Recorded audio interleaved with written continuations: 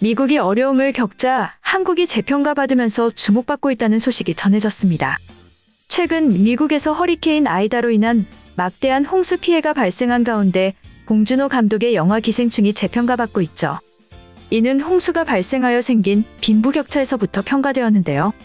지난 5일 월스트리트 저널, 로이터 통신 등 외신에 따르면 허리케인 아이다로 인한 미국 내 사망자 수가 60명을 넘어섰습니다. 이번 허리케인은 미국 북동부 지역에 대규모 정전 사태, 제박 및 건물 붕괴, 홍수 등의 피해를 발생시켰는데요. 루이지애나주에서도 12명의 사망자가 집계되었고 특히 뉴저지주, 뉴욕주 등에서 사망자가 대거 나왔죠. 그리고 베레드워즈 루이지애나주 주지사는 사망자 중 4명이 발전기에서 나온 일산화탄소로 사망했다고 전했습니다. 이번 허리케인의 피해는 빈민가에서 다수 나온 것으로 파악되고 있습니다. 이에 뉴욕 등에서의 극심한 빈부격차 실태가 적나라하게 드러나고 있다는 평가가 나오고 있죠. 미국 폭스뉴스의 기상 전문 PD인 그렉 다이아몬드가 지난 2일 트위터에 센트럴파크 서쪽엔 폭우가 내렸지만 홍수 피해는 없다고 글 쓴 것이 네티즌들의 거센 비난을 받았는데요. 미국 네티즌들은 센트럴파크 쪽에 사는 사람들은 상위층이고 배수도 잘 돼 그렇다. 모든 도시가 다 똑같은 건 아니다라며 비판의 댓글을 남겼습니다. 이에 미국인들은 소셜 네트워크 서비스를 통해 영화 기생충과 같이 부촌 지역은 허리케인의 피해가 적었던 반면 빈민가는 극심한 피해를 입었다고 주장하고 있는데요. 이와 비슷한 상황인 영화 기생충에선 폭우의 피해로 저소득층인 송강호 여긴 기택의 집이 물에 잠기지만 고소득층인 이성균 여긴 박 사장의 집은 아무런 피해를 받지 않는 장면이 나오죠. 미국인들은 이번 허리케인 피해를 평가하면서 SNS에 기생충 장면 등을 올리고 있는데요. 트위터 유저 A씨는 이번 홍수로 영화 기생충이 떠오른다며 영화에 나온 장면과 지금 뉴욕의 상황이 똑같다고 업로드했습니다. 다른 트위터 유저 B씨는 부촌은 홍수 피해를 막는 좋은 시설을 가졌지만 빈민촌은 물이 흘러 넘쳤다고 알렸죠. 한편 미국의 조 바이든 대통령은 향후 미국 노동절 연휴가 끝나는 7일 다수의 사망자가 발생한 뉴욕, 뉴저지 지역 등을 방문해 피해 실태를 확인할 예정이라고 합니다. 한편 미국과 한국의 협력이 우주까지 나아가고 있다는 소식이 전해졌습니다. 미국 외교 안보 매체인 디플로맷에 따르면 한국이 미국 우주항공국과 함께 내년 8월 처음으로 달 궤도선을 발사할 예정이라고 하는데요.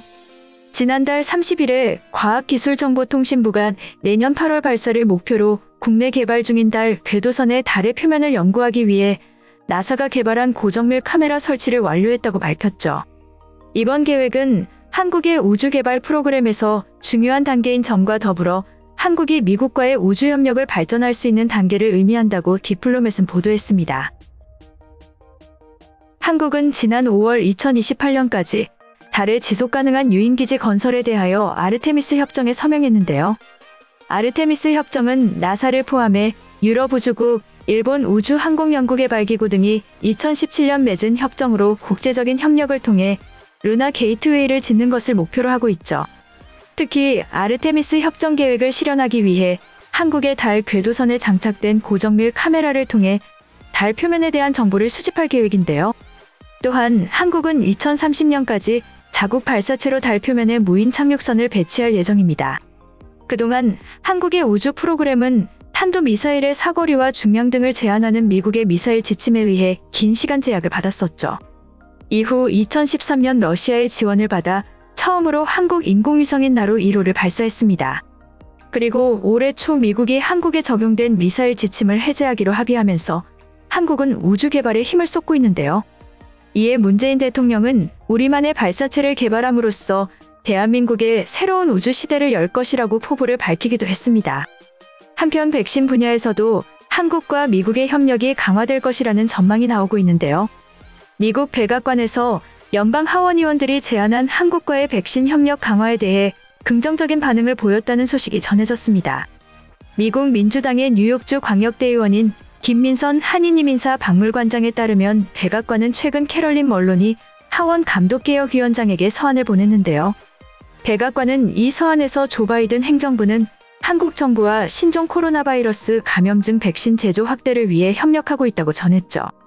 아울러 백악관은 지난 5월 한미 정상회담에서 합의된 한미 글로벌 백신 파트너십 전문가 그룹을 언급하면서 한국과 포괄적인 협력이 진행 중이라고 밝혔습니다.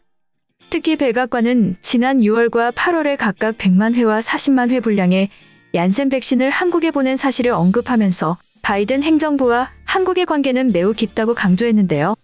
그러면서 코로나19 확산을 막기 위해 한국과 긴밀하게 협력하겠다고 전했습니다.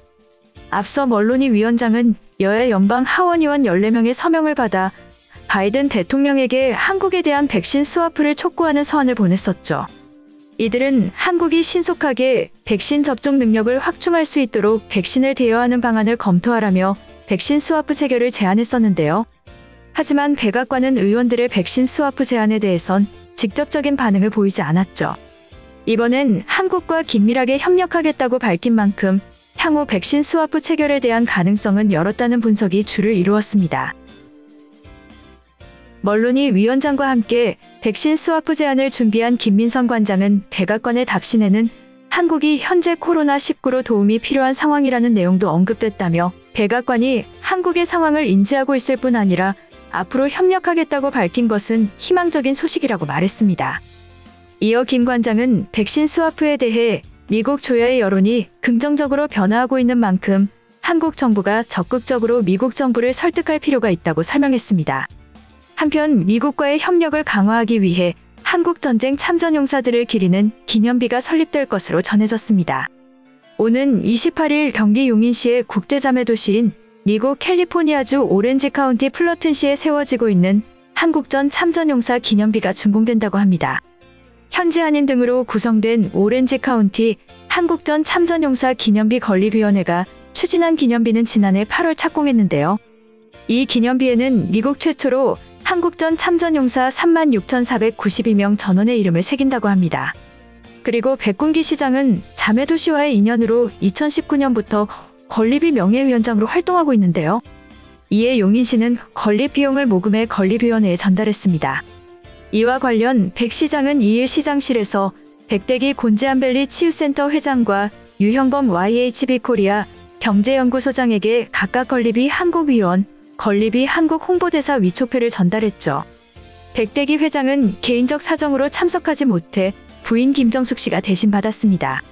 또한 개인 사정으로 참석하지 못했던 차정훈 한국토지신탁 회장, 최용도 도주네온 대표이사의 한국위원 위촉표와 가수 인순이 씨에 대한 감사패는 별도로 전달하기로 했는데요. 백군기 시장은 대한민국의 자유민주주의 수호를 위해 목숨을 바친 한국전 참전 희생용사 36,492명을 기리는 기념비가 완공되기까지 한 달이 채 남지 않았다면서 이 뜻깊은 기념비 건립이 차질 없이 마무리될 수 있도록 힘써달라고 강조했습니다. 이번 영상은 여기까지고요. 제 영상이 도움이 되셨거나 세계 속 반응 더 보고 싶다 하시는 분들은 구독과 좋아요, 알람 설정까지 부탁드립니다. 다음에 또 봐요. 안녕.